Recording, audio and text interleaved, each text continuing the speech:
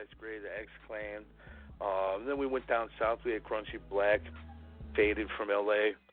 We had to go down to the Bay for 2 shows, man. We got and plus this is like the weed smokers heaven. We got Ren from the Doja Clik tonight. We're gonna bring him on in a second. Yeah.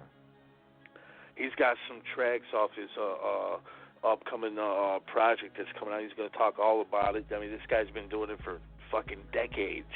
You know what I'm saying? So I'm real excited to add him to the archive. But then at the end of the week, come Friday, we got some more THC in the form of Total Devastation. You know what I'm saying? I mean, dude, we're going to have you guys so fucked up and high by the time these shows are over, you ain't going to know what to do. Because you got to smoke to this shit. You can't listen to this show if you ain't high. You know, you can't host this motherfucker if you ain't high. You can't be a guest if you ain't high. That's why we got somebody guaranteed to be high. Motherfucking Ren, what's up, man? What's up, man? You gotta be high. I know you're high. Yeah. Man, you've been doing this for a long time, and we were just talking. We can't decide or not if I interviewed you for Murder Dog. I know I had to have it, and you think I have too, because you've done so much throughout the years. You've put out so many albums, not just solo, but also with the Doja Clik. When exactly did you get your start for our listeners? Shit, well, if you want to go all the way back, I started rapping like in '84 when Run DMC came out. Then that's when I got into rap as far as a fan. Basically, that's what I was doing. I was just spitting rhymes, but then I didn't get serious with it until like '90, '91. And then before I was Doja Clik, we were a group called Triple X. It was TXG. But I just changed the name because it wasn't catchy. And that was like too normal for everybody. People would use that name a lot. You know what I mean? So I don't know. I figured we all smoke weed. So we clicked up. There it is, Doja Clik. And then from there on, this shit took off like crazy. And you guys have been high ever since. You guys have been really fucked up ever since. Hey man, salute to the smokers. Higher than a skyscraper crane, man. Yeah, hey, you got to, man. Like the one dude said on the show one time, higher than giraffe pussy. You know, we high as fuck. But but you've been doing it since 91. That's a quarter fucking century, man. Props to you. And have that type of longevity. You know what I'm saying? A lot of cats put out an album or 2 or 3 and they're done. You know what I'm saying? What has kept you in it this long? Shit, you're right about that. Cats with Gold Records they ain't doing too good. They ain't even got fans on their Facebook, and it's a trip when I see that. And I don't know. It's the independent game. It just keeps you strong. And I got a cult following. Once you get a cult following, you have people bouncing the songs off to their kids. I got 15-year-old fans that are discovering me they bumping my old shit, and I'm like, damn, how did that happen? But word of mouth and longevity and a lot of record sales, shit goes a long way. Keeps you in the game. Yeah, you built a fan base over the years. Yeah. You know what I mean? You've worked with some of the best. Who are some of the people that you've worked with over the years, Ren? Shit, we'll start off with Juice, San Quinn, with JT the Bigger Figure. When I did Speed Kills, there wasn't too many Bay Area artists spreading their, they weren't selling verses like they are now. So we was like one of the first ones from the Valley to get the Bay to basically fuck with us. And then after that, we just started getting noticed, and now I'm like, I got songs with Brother Lynch, who's probably like one of my best friends in life. Shit. I got songs with E40, Too Short, Dub C, the homie, Turf Talk. Should I go down the list? Just, some factors. The hell of fucking, like you said, Turf Talk, for those who don't know him, I believe that's E40's cousin. He's dope as fuck, too. Yeah. You said Dub C and a lot of I ain't one of them artists where these guys just do songs with, and then Turf come to stock and he calling Ren.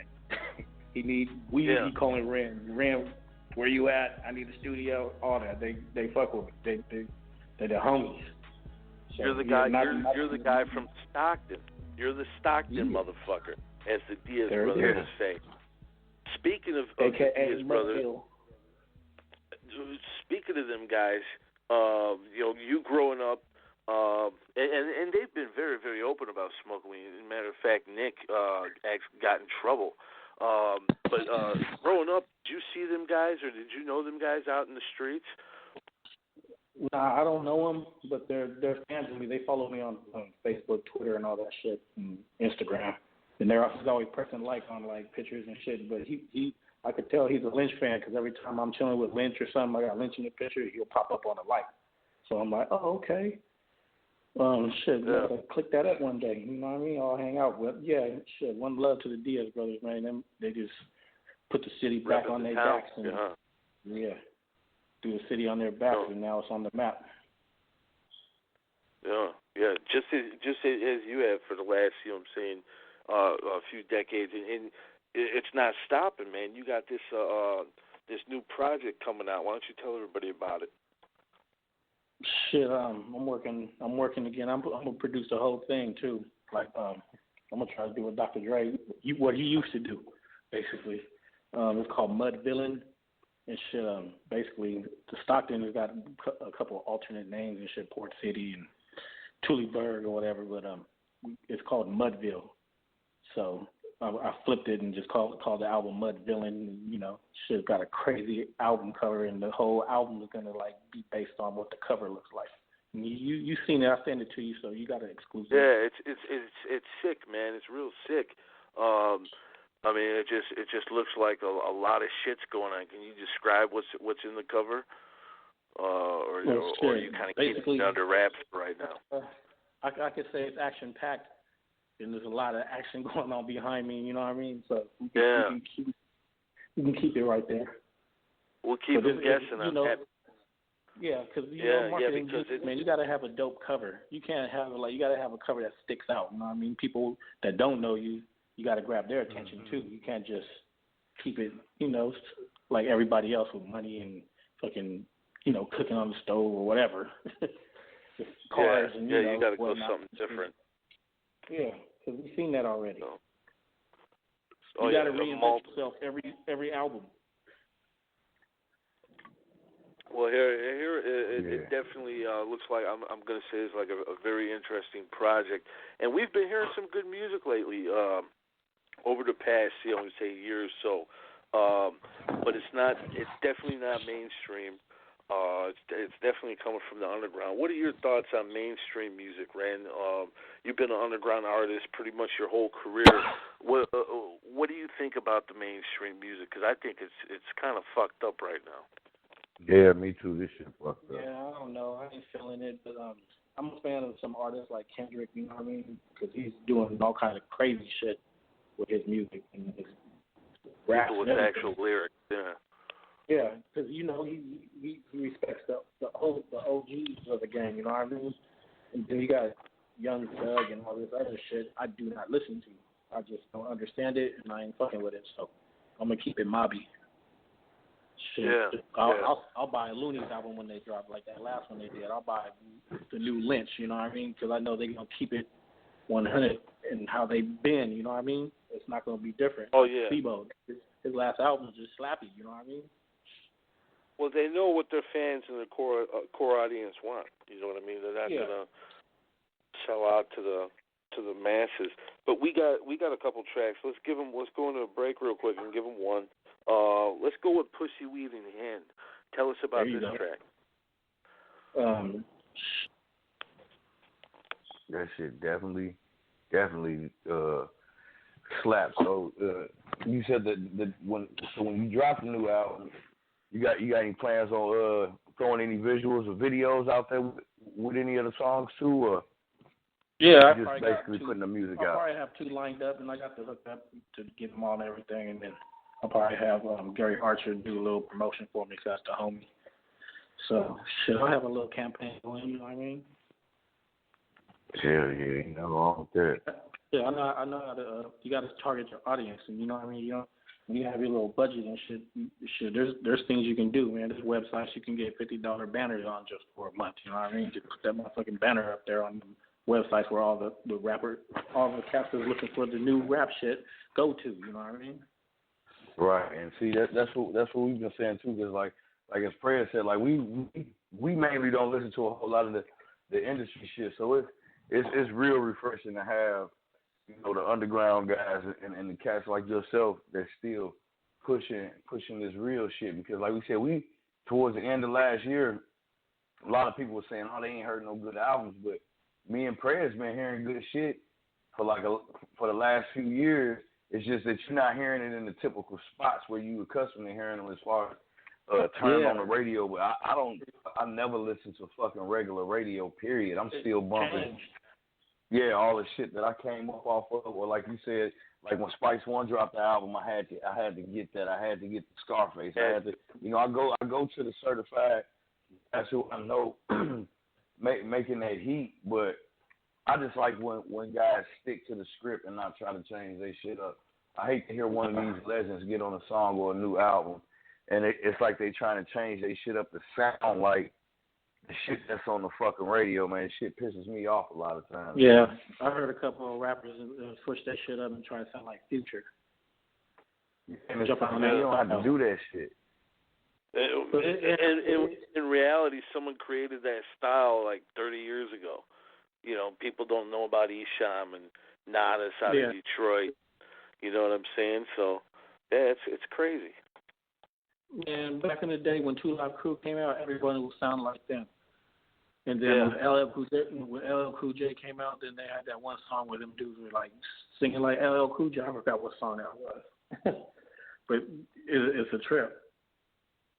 It's just every genre, everyone wants to sound like, or not every genre, every rap decade, everyone wants to sound like the hottest rapper. So it's going to be like that. They want to emulate. They're trend chasers and fad followers. We got a caller in 204 area code. I believe it's from up in Canada, if I'm not mistaken. 204, what's up? Hey, how's it going, Ren? I have a few questions for you, man. I wanted to know, like, obviously, you know, you're doing good with the music and the producing. I want to know how do you be successful in your undertakings in establishing your own autonomy outside of music and, you know, producing and all of that, like making your lane? How does... You get out there and you network. No doubt. Like shows and like... Yeah, you just get out stay there on... and network. You go to the shows and just work your way up in there. No doubt. I also have another question. You know, I stay up on the rap and hip hop forums and media and stuff. How do you feel about this dweeb over there? You know, Drake. He says he's coming out with a Mac Dre documentary, and you're from the Bay, so I just wanted to get your how you feel about that. Oh shit. We're by the Bay. I'm from the Central Valley, but the Bay is our cousin. So we're still, you know, they're just an hour away. Okay. But we feel it. When Mac Dre died, it was like an earthquake. So we felt the shake over here too. So in the same way as Drake doing the documentary, if Diz is letting them do it, I don't know. Maybe it'll be all right. But I don't know. They just maybe Drake is the big name to push it out there. Maybe that's what it's about. Maybe the documentary is like it might be good. I don't know. Well, if they do it the right way, you know what I'm saying?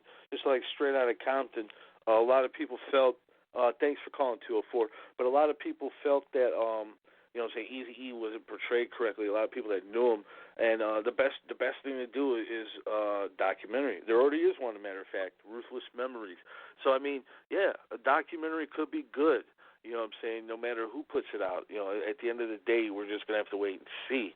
What about a Ren of Doja Clik documentary? Is that ever talked about? Yeah, I brought it up a few years ago, but I'm thinking I'm not done yet. I want to like top it off, you know what I mean? And then we can do a doc when I start just being a producer, because that's my plans after, you know, can't rap forever. So I'm brushing up my producer skills again. So you'll be hearing me on motherfuckers' albums. It's coming. So that's what you're going to be focusing more on the production after you release this next album, then. Yeah, I probably will, and I'll probably get some artists together and probably do another album similar to this, but behind the scenes, Dr. Dre to shit. You know what I mean? Produce it and then get them on there, because shit, you know, you got to reach out a little bit, and I know who to reach out to out here. So I just got to, for this one right here that I'm doing, I gotta knock it out the park. Yeah, you definitely can, because you know what I'm saying, you got the heat, man. And is there going to be a Doja Clik album ever in the future again, or? Shit, I don't know. Shit, everyone's all grown with kids and shit, married. Everybody's doing their own thing. But the formula that I use is still like a Doja Clik album, because if you buy Speed Kills, I'm like, I did the whole thing, and it just had the homies rapping on the album, so it's basically the same shit. But I put Doja Clik in, so it could pop up on iTunes and all that shit along with everything else. Yeah, definitely. And this is I mean, you got a huge catalog of music, man. How many albums does this make it right now? Maybe 7 or 8, but I've been slowing down on them, you know, getting anticipation going on with the you know, fans and shit. Because, you know, sometimes you got to just wait and let them hear a little bit and be like, oh, I still got it, and then boom, drop it on them. A little shock value. Yeah, definitely. You know, basically, that's part of it. Shock value is big time. You got to reinvent yourself and say something shocking, or motherfuckers are just going to ignore you. You got to be shocking some kind of way. We got a caller, 209 area code. I best believe this is Stockton. What's up? You got Ren and Doja Clik on the line. Welcome to the show. What's going on, Ren? What up? All right, not much. I just want to give you a big shout out, me and Big Erm over here listening to your show. Oh, that's what's up. 209 representing. Hell yeah. All day. Can't wait for the album to drop, brother. Man, it's fire, trust me. Oh, I already know, man. The CD that you gave Irma, that's already bumping, you know? Yes, sir. All right, man. Well, you be easy, brother. Yeah, I'll holler. All right. Good looking, man. One. Hey, thanks for calling in, man. Yeah, you got that support, you know what I'm saying? People, you know what I'm saying, they've been knowing your music for years, and they're going to continue to know your music. What about, like, touring and shows? Do you do much shows anymore, or do you just kind of do local? I did. I shut it down until, like, paid only shit, because a lot of people just, you know, they want to use the name and get me to show up and shit. And I don't know. I've just been doing the pay only. Or, you know, if it's a big one that I've been on, you know, E40, he put me on a tour with him. So I've been on the Hot Import Nights, Lowrider. I can go back to the 90s if you want to go to that shit. But lately, I'm just doing here and there. Whoever's cracking. Yeah. But that's huge, though. I mean, you know, 40's going all over the place, and you know, I mean, that's big shit right there. What about videos? You got any videos lined up for this album? Yeah, probably like 2. Yeah, that's what's up. Definitely. What about any features you could tell us about? Shit, it'll probably just be, you know, like a Doja Clik album with a couple of the homies, and then get Lynch on there, you know what I mean? And that's probably it.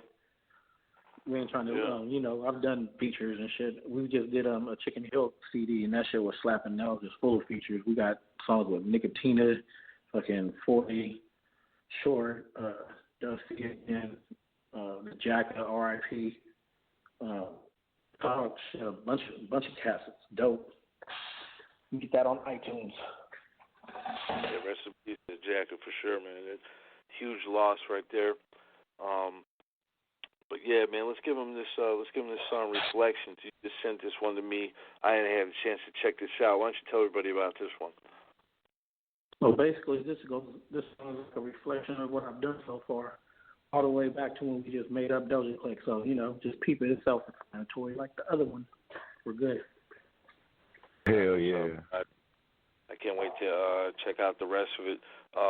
Ren, please make sure we get it. We'll review it on the site over at ugsforlife.com. Sounds like it's going to be a real dope project. Literally. Well, shit, that one actually was on my last album. See, the first one was like some new shit, and this one right here was on my last one called Mudville King. Yeah, that shit is some slappy shit. Good feel-good music right there. Hell yeah, man. And that's, it shows your artistry too, your range. You're able to go in different directions. A lot of people just stay and stick in the same direction. So I mean, that's, that was a straight up hip hop track. It was dope as fuck. Yeah, shout out to Hallway on the Beat, Hallway Productions, man. Stockton's own. Yeah, that's what I'm talking about right there. Most definitely. Now, if people want to get at you for verses or, what's the best way to get a hold of you? Probably on all the social medias. Facebook, just search Randy Himasa, Doja Clik. And then on Instagram, Twitter, Snapchat is at Doja Clik, DOJACLIK.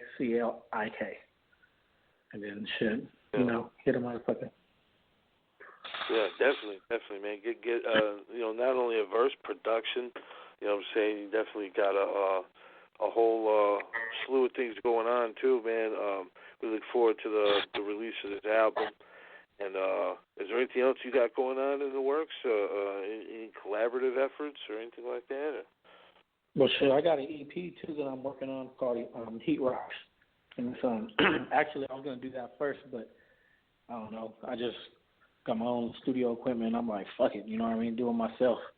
So I'm like, well, shit, I can knock out a full length now and then still work on that one and put that one out digitally, and then put the Mudville in, put that out as a full everything, CDs and all. Oh, hell yeah. Good to know there's physical copies.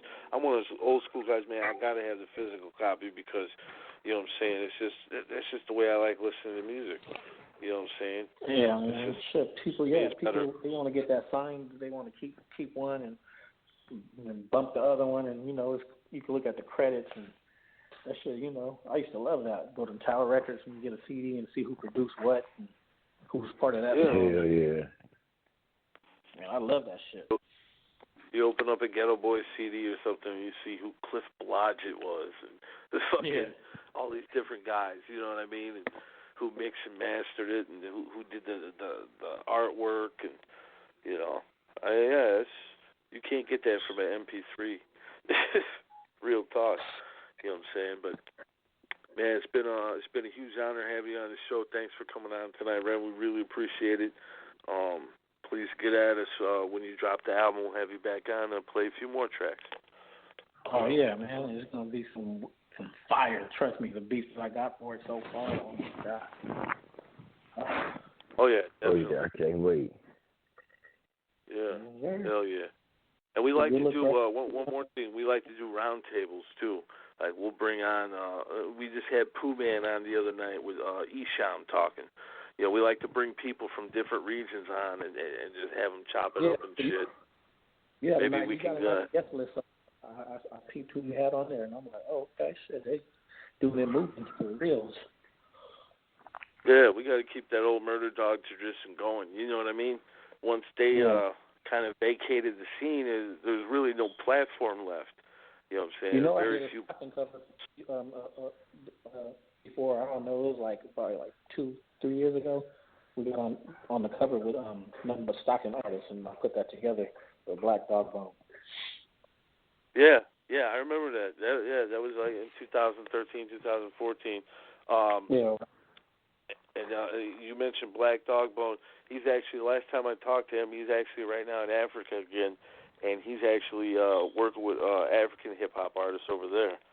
So, yeah, I heard that. Yeah, he's all over the place, doing his thing. But he had a publication for 20 years, You know what I mean? One of the, other than the Source, that's like the second longest running publication in rap. So, you know, that's huge, and it's from right there from California. You know what I'm saying? I remember. That's how a lot of us found out about you guys. You know what I'm saying? Yeah. Different people. Because you guys were in the early Murder Dogs. You know what I'm saying? When it was like a fucking newspaper. You remember that shit? Yeah.